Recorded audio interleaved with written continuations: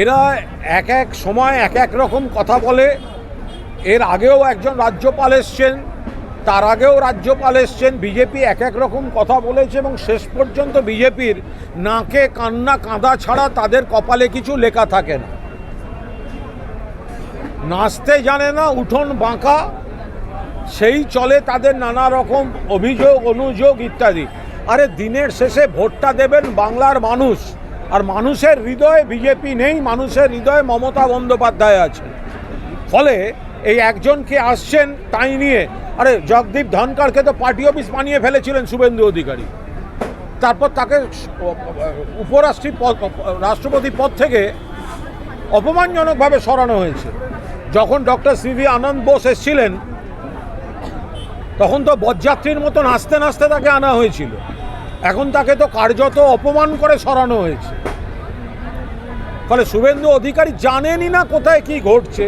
একটা ঘটনা বটে, দুদিন নাচে, তারপর দেখে সেই ঘটনা বা সেই তাদের কোনো রাজনৈতিক লাভ নেই। হয় নাকি এসব?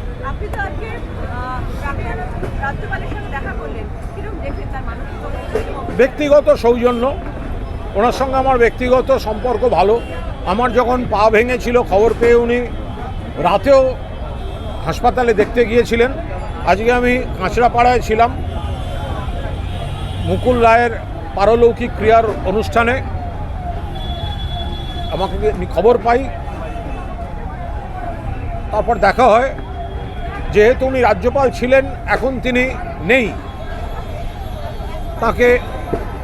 তার সঙ্গে দেখা করি। ওটা ব্যক্তিগত, সম্পূর্ণভাবে ব্যক্তিগত সৌজন্য।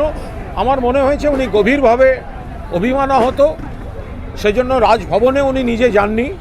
ওনার জিনিসপত্র প্যাকিং, কারণ চলে যেতে হবে, সেই জন্য ওনার মিসেসকে পাঠিয়েছেন, কিন্তু উনি নিজে যাননি। তো ওকে অনুরোধ করেছি, আপনি তো এখানে ভোটার হয়েছিলেন, বাংলায় তো ভোটটা দিতে হবে। উনি বলেছেন, হ্যাঁ আমি ভোট দিতে আসবো, আমি কলকাতাতে ভোটার হিসেবেই আমি ভোট দেব।